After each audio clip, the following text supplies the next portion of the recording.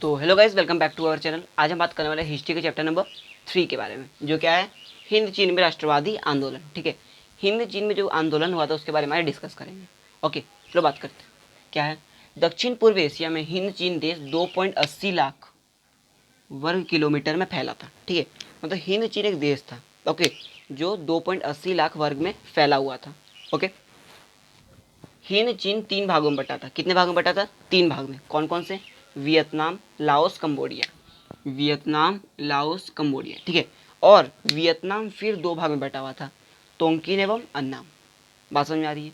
ठीक है, तो देखो हिंद चीन का ऐसा कुछ क्षेत्र था, बीच वाला हिंद चीन है। ठीक है, हिंद चीन के उत्तर में म्यांमार थे, दक्षिण में चीन सागर और पश्चिम में म्यांमार के कुछ क्षेत्र थे।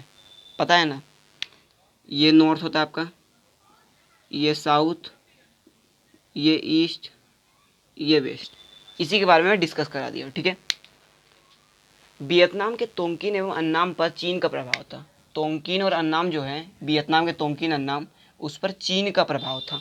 ओके, और लाओस और कंबोडिया पर भारतीय संस्कृति का प्रभाव था। और बचे लाओस और कंबोडिया, उस पर भारतीय संस्कृति का प्रभाव था। मतलब हिंद चीन आपको नाम से पता चल रहा है, कुछ जगह पे हिंद का प्रभाव होगा, कुछ जगह पे चीन का, वही हो रहा था। ठीक है, 4वीं शताब्दी में कंबुज राज्य की स्थापना हुई। किसकी स्थापना हुई? कंबुज एक राज्य है, उसकी स्थापना हुई 4वीं शताब्दी में। 12वीं शताब्दी में राज सूर्यवर्मा द्वितीय ने अंकोर मंदिर की स्थापना करा। मोस्ट इंपॉर्टेंट ऑब्जेक्टिव क्वेश्चन है।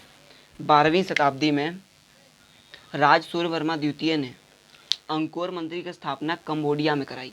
ठीक है, 16वीं शताब्दी में कंबुज का पतन हो गया, मतलब कंबुज राज का पतन हुआ, और स्थापना कब हुआ था? 4वीं शताब्दी में, देखो है, और 16वीं में पतन हो गया। ठीक है, बात समझ में आ रहा है? तो ये कुछ पॉइंट्स हैं हमारे हिंद चीन के बारे में, तो कॉपी करो। आगे बढ़ते और कुछ डिस्कस करते हैं इसके आगे वाले पॉइंट्स। तो चलो फ्रेंड्स, चैप्टर में आगे बढ़ते हैं। देखो क्या पढ़ते हैं अब। कुछ क्षेत्र में हिंद एवं कुछ पर चीन का सांस्कृतिक प्रभाव के कारण इस क्षेत्र को हिंद चीन कहा जाता है। ये तो मैं बता दिया, कुछ पर हिंद एवं कुछ पर चीन का प्रभाव के कारण हिंद चीन कहा जाता है। ठीक है, अब देखो 1498 में वास्को डी गामा भारत पहुंचे, ये तो आपको पता है। 1510 में मलक्का एक व्यापारिक केंद्र बन गया। ठीक है, 1747 में फ्रांस अन्नाम में रुचि लेने लगा। ये सब डेट्स इंपॉर्टेंट है, याद रखना, ऑब्जेक्टिव क्वेश्चन में पूछे जा सकते हैं। और क्या है, ये सब जो डेट्स हैं, ये फ्रांस कब उपनिवेश स्थापित किया था। ठीक है, फ्रांस द्वारा स्थापना। ठीक है, फ्रांस ने उपनिवेश स्थापना किया था। 1862 में कोचिन चीन में, 1863 में कंबोडिया में, 1884 में अन्नाम में, 1904 में लाओस में।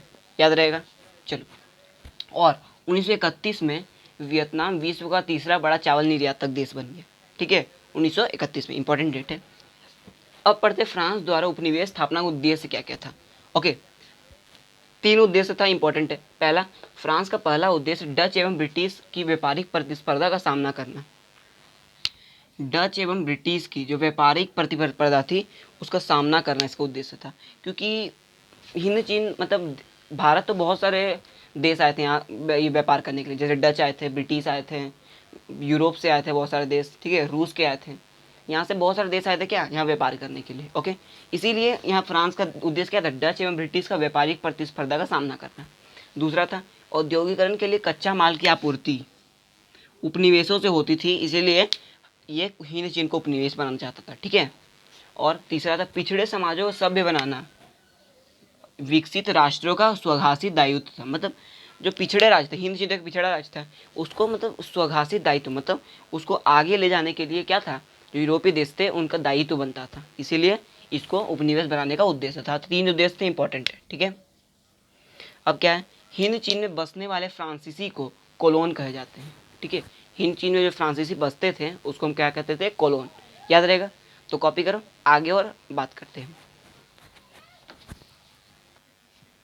तो चलो फ्रेंड्स, एक लास्ट टॉपिक भी चलते हैं। ठीक है, लास्ट हमारा लाइन है क्या है, एक तरफा अनुबंध व्यवस्था एक प्रकार की व्यवस्था है। ठीक है, एक प्रकार की बंधुआ मजदूरी थी, एक प्रकार की बंधुआ मजदूरी थी, जिसमें मजदूरों को कोई अधिकार प्राप्त नहीं था एवं मालिक को असीमित अधिकार प्राप्त था।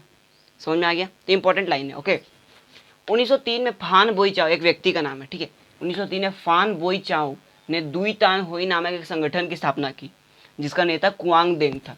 तो इंपॉर्टेंट लाइन है, ये स्टेटमेंट बोल सकते हो। ठीक है, ये एग्जाम में पूछा जाता है कि कुआंग सेंग किसका नेता था, तो दुई तान होई नामक संगठन का नेता था, ठीक है। फान बोई चाउ ने the history of the loss of Vietnam पुस्तक की भी रचना की, ओके। और 1914 में वियतनामी राष्ट्रवादी दल की स्थापना हुई। जॉन गुएन आई ने अनामी दल की स्थापना की। जो किसने? जॉन गुएन आई ने, जो कि आतंकी विचारों वाली पार्टी थी। कोई पूछे आतंकी विचारों वाली पार्टी कौन सी थी? जो ये अनामी दल, ठीक है।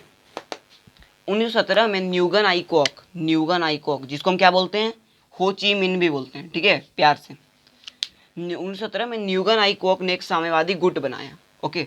बाद में हो ची मिन, जिसको हो ची मिन भी बोलते हैं, शिक्षा प्राप्त करने मास्को चले गए, ओके। तो ये हो ची मिन के बारे में। हो ची मिन ने और कुछ किया क्या? 1925 में उसने वियतनामी राष्ट्र क्रांतिकारी दल की स्थापना की एवं 1930 में वियतनामी कम्युनिस्ट पार्टी की स्थापना की। वियतनामी कम्युनिस्ट पार्टी को हम वियतनाम कांग सांग देंग भी बोलते हैं, ठीक है। क्या बोलते हैं? वियतनाम कांग सांग देंग। कांग मतलब कम्युनिस्ट पार्टी, ठीक है, तो वियतनामी कम्युनिस्ट पार्टी, ठीक है। तो ये दोनों की स्थापना किसने की? न्यूगन आई क्वाक मतलब हो ची मिन ने की। हो ची मिन एक अच्छा व्यक्ति था, okay.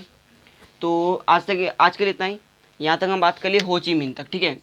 Thanks for watching my video. Subscribe कर दीजिए हमारे चैनल को, लाइक कर दीजिए एंड शेयर का बटन दबा दीजिए।